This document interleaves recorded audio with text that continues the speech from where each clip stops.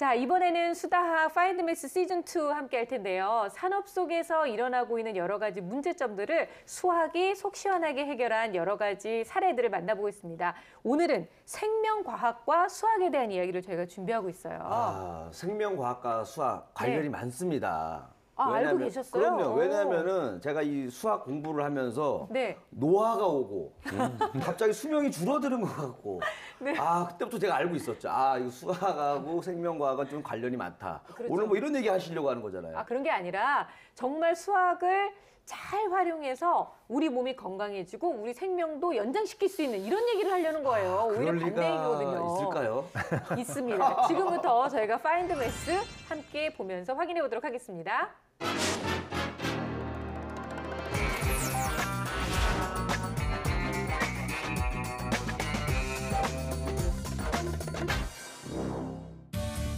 아침이 되면 일어나고 때가 되면 배가 고프고 밤이 되면 졸려서 잠이 드는 우리는 비교적 일정한 생활 패턴을 유지하고 있습니다. 하지만 몸 바깥의 환경과 몸이 알고 있는 경험이 서로 다를 때 우리의 몸은 불편을 느끼게 되는데요. 예를 들어 비행기를 타고 해외여행을 할 때 시차를 느끼게 되면서 적응을 하기 위해 고생을 하는 것처럼 말이죠. 우리가 이렇게 규칙적으로 생활하다 만약 그렇지 않을 때 불편함을 느끼는 이유는 다름 아닌 우리의 몸이 시간을 알고 있다는 뜻이기도 합니다. 과연 우리 몸속 시간에 대한 정보는 어디서 오는 것일까요? 바로 뇌 속에 존재하는 생체시계입니다. 생체시계란 우리 몸속에 일정한 리듬이 존재하고 시계와 같은 원리가 작용한다는 것을 의미합니다. 그렇다면 생체시계는 어떤 원리로 작동하는 걸까요? 이 생체시계 지역을 잘 보면 그 피리어드라는 유전자랑 피리어드라는 단백질 양이 올라갔다가 내려갔다 하는 이런 주기적인 패턴을 계속 만들어내는데요.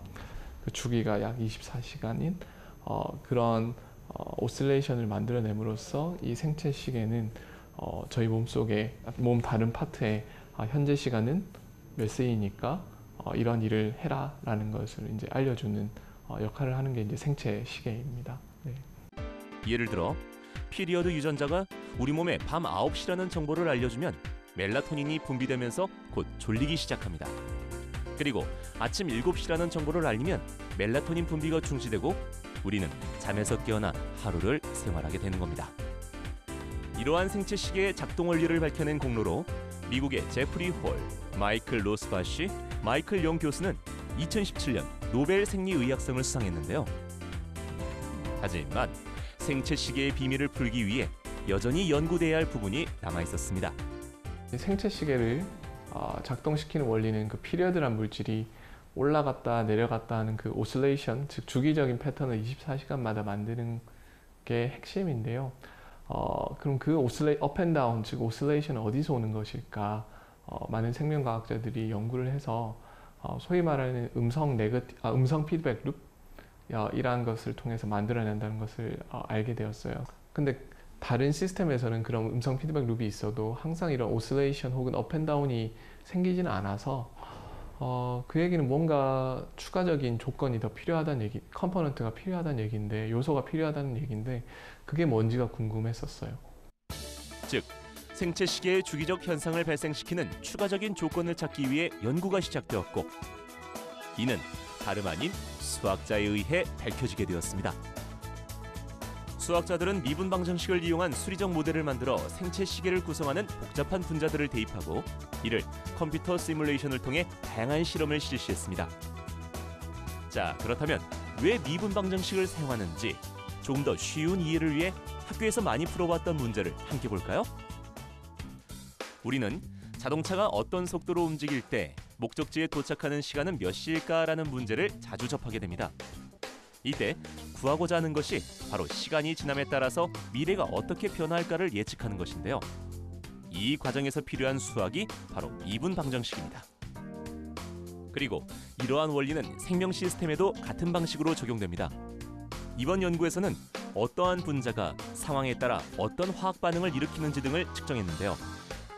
이를 통해 앞으로 변화될 움직임을 예측함으로써 생체 시계의 주기적 현상을 발생시키는 조건을 알아내게 된 겁니다. 그러니까 피리어드란 물질이 있고 클락이라는 물질이 있는데 얘들의 양이 거의 비슷한 양을 유지할 때에만 이런 오실레이션이 발생한다라는 걸 수학적으로 증명할 수 있었고요. 이제 추후에 실험을 통해서 이제 검증되어서 진짜로 생체 시계를 오실레이션을 만들어내는 것은 이런 음성 피드백 룸만 있으면 되는 게 아니고 그거에다가 저희 수학적으로 찾은 어떤 특수한 조건이 가미가 될 때만 오실레이션이 나온다라는 것을 이제 저희가 알 수 있게 되었습니다. 이번 연구는 지난 60여 년간 베일에 쌓여있던 생체 시계의 원리를 수학과 실험의 결합을 통해 풀어내면서 생명과학 분야의 획기적인 발전을 이끌었습니다. 그리고 이로 인해 앞으로 의학과 신약 개발 분야에까지 큰 발전을 기대할 수 있게 됐는데요. 생활 방식과 생체 리듬이 맞지 않아 불균형이 일어날 경우 암, 당뇨, 우울증과 같은 다양한 질병에 노출될 위험이 있습니다. 이처럼 소위 생체 시계가 고장났을 경우에 이를 조절하고 치료할 수 있는 신약을 개발해 건강한 삶을 유지하는 데 도움을 줄 수 있는 겁니다. 그리고 이러한 신약 개발을 위해선 오랜 기간에 걸쳐 높은 비용으로 수많은 실험을 진행해야 하는데요. 이때 수리적 모델을 적용한 컴퓨터 시뮬레이션을 통해 약의 효과를 실험함으로써 실험 기간을 단축하고 비용을 줄이는 데 수학자가 중요한 역할을 할 수 있습니다. 그 생물학의 역사를 돌이켜보면 한 4-5번 정도의 혁명이란 게 있었는데요. 혹자들은 최근에 수학과 생물학의 이런 만남을 6번째 혁명이라고도 부릅니다. 생물학에. 그만큼 큰 변화를 가져오고 있어서요. 아마 이 프로그램을 보고 있는 초중고 학생분들이 대학에 입학하거나 혹은 졸업을 할 때쯤에는 수학자와 의사 혹은 생명과학자들이 같이 일을 하는 게 전혀 어색하지 않고 어떻게 보면 굉장히 일상적인 아마 시대가 돼 있을 거라고 생각을 합니다. 지금까지 자세히 밝혀지지 않았던 생명 현상을 정확한 원리로 밝혀내는 데 중요한 역할을 한 수학. 세상의 문제를 빠르고 정확하게 해결하는 힘, 바로 산업수학입니다. 진짜 놀랍지 않습니까? 우리 몸이라는 것이 시간에 대한 개념이 있는 거잖아요. 그래서 밤이 되면 이제는 진짜 졸리다, 자야 된다라는 걸 알려주고 해가 뜨고 이제 낮이 됐다 그러면 일어나야 되는 거예요. 그러니까 생체 시계라는 것이 진짜 이 몸 안에 존재하고 있었던 거죠. 그러니까 이제 누가 이제는 뭐 늦잠 자서 늦었어 이러면은 야, 너 생체 시계가 좀 고장이 났구나 뭐 이런 식으로 좀 받아칠 수가 있을 것 같아요. 굉장히 위트 넘치는데요. 수술이 빠릅니다. 이게 정말 수다학점 본 사람이나 할 수 있는 멘트거든요. 그런데 이런 몸속 안에 있는 생체 시계에 대한 그 비밀을 푸는데도 미분 방정식이 이제 사용이 됐다는 거잖아요, 선생님. 네, 맞습니다. 미분 방정식이라고 하는 것이 생체의 시스템의 변화가 어떻게 될 것인가라고 하는 거에 대한 유추를 하는데 활용이 됐잖아요. 네. 근데 오늘 제가 이야기하고 싶은 부분은 그런 미분 방정식, 어떤 알고리즘 같은 어떤 핵심적인 수학적인 개념보다는 호기심과 궁금증이라고 하는 부분에 초점을 좀 맞춰서 이야기하고 싶다라는 생각이 들어요. 생체 시계라고 하는 것에 대해서 발견한 여러 과학자들이라든지 그 영상에서 만나셨던 교수님 같은 경우에도 결국에는 여러 가지 궁금증을 인해서 생체 안에서 일어나는 일들에 대한 해결점을 찾게 되셨는데요. 예전에 생명과학자들이 생각할 때에는 모든 생명체가 24시간 주기로 생활을 하는 어떤 규칙성을 가졌었던 이유라고 하는 것이 해가 뜨고 해가 지는 것에 많은 영향이 있다라고 생각을 한 거예요. 네. 그런데 한 과학자가 그렇다면 햇빛에 대한 정보를 사람의 몸에 주지 않는다면 그 규칙성이 깨질 수도 있나? 라고 하는 생각을 하게 됐고, 그래서 햇볕이 들지 않는 동굴 안에 사람을 들어가게 한 다음에 사람이 어떻게 생활하는지를 살펴보게 된 거죠. 그런데 참 신기하게도 햇볕에 대한 정보가 있지 않음에도 불구하고 계속적으로 규칙적인 생활을 하게 되었고, 그것이 즉 사람 몸 안에 생체 시계가 있다는 것을 간접적으로 알아내게 된 것입니다. 근데 거기서 그치지 않고 그 생체 시계라고 하는 것의 원리가 무엇이냐, 주기적 현상이라고 하는 것이 왜 일어나는가라고 하는 궁금증으로 이어진 것들이 문제를 해결할 수 있는 시발점이 됐다라고 할 수 있습니다. 이런 호기심이나 궁금증 같은 것들을 우리가 갖게 되면 그것을 극복해내기 위한 끈기라든지 네. 그 가운데 일어나는 창의력 같은 것들이 나타나게 되는데요. 우리가 수학 문제를 풀고 개념을 공부하면서 얻게 되는 지식들, 수학적 사고 능력, 논리력 같은 것들이 결국에는 우리의 생활에 있는 많은 문제들을 해결하게 될 테니까요. 수학 공부를 하는 이유에 또 한 가지의 이유를 찾게 된 게 아닐까 생각합니다. 아, 진짜 듣고 보니 그렇네요. 그냥 아무 생각 없이 그런 현상인가 보다 네. 하고 그냥 이렇게 넘어갔었으면은 지금처럼 이런 세상의 발전이 없었을 거 아니에요. 그렇죠. 그러니까 호기심, 궁금증, 거기다가 수학이 딱 만나가지고 그래요. 이 나의 생명 연장의 꿈을 네네. 도와준 거 아닙니까? 아, 아니 몇 살까지 살고 싶어서 생명 연장의 꿈까지 있는 거예요? 한 200? 나보다 200살 더하다. 정도. 나는 한 네. 120살까지는 생각했는데 200은 조금 무리가 아닐까요? 항상 뭐든지 좀 크게 봐야죠. 아유, 그러게 네. 말이에요. 그러니까 딱 보면 산업의 발전이라는 거는 진짜 사람의 호기심과 궁금증이라는 것이 만들어낸 그 원동력이 됐구나라는 그런 생각이 들어요.